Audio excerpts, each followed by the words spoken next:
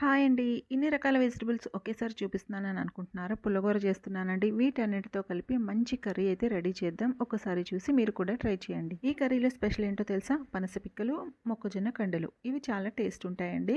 First కడాయిలో oil వేసి మినప వడియాలైతే వేయించి తీసి పక్కన పెట్టుకోవాలి. అదే కడాయిలో మరి కాస్త ఆయిల్ వేసుకొని ఆవాలు, మెంతులు, జీలకర్ర వేసుకొని ఆనియన్స్, ఎండుమిర్చి, కరివేపాకు వేసి వేగిన తర్వాత అల్లం వెల్లుల్లి పేస్ట్ అలాగే టొమాటో పీసెస్ కూడా వేసుకోవాలి. ఇప్పుడే పనస పిక్కలు కూడా వేసుకోవాలి. ఆ తర్వాత మొక్కజొన్న కండల్ని ఇలా కట్ చేసుకొని వేసుకోవాలి. మొక్కజొన్న కండలు ఈ కర్రీలో చాలా టేస్ట్ అనిపిస్తాయండి. తినటానికైతే చాలా చాలా బాగుంటాయి. ఇవి కాస్త వేగిన తర్వాత కొద్దిసేపు మూత పెట్టి మగ్గనివ్వాలి. ఆ తర్వాత పెద్దగా కట్ చేసుకున్న వంకాయలు, కొబ్బరి ముక్కలు కూడా వేసి వేయించుకోవాలి.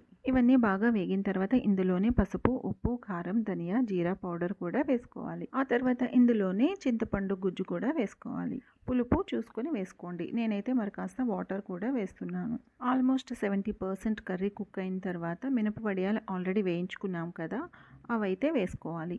ముందుగా వేసుకుంటే చెదిరిపోతాయి కాబట్టి నేనైతే లాస్ట్లో వేస్తున్నాను. పులుపుని బ్యాలెన్స్ చేయటం కోసం కొద్దిగా బెల్లం వేసుకోవాలి. మూత పెట్టి ఒక 10 to 15 మినిట్స్ ఈ కర్రీ కుక్ చేసుకుంటే మనకి ఫైనల్గా కర్రీ అయితే రెడీ అయిపోతుందండి. ఇదైతే మిక్స్డ్ వెజిటబుల్ పుల్లగూర అని అంటారు. మా ఇంట్లో మా అత్తగారికి అయితే చాలా చాలా ఇష్టం. మా అత్తగారికి పుల్లగూరలు అంటే చాలా ఇష్టం. నా వీడియో నచ్చితే ప్లీజ్ సబ్స్క్రైబ్ చేసుకోండి. మీకు కర్రీ నచ్చితే కామెంట్ చేయండి.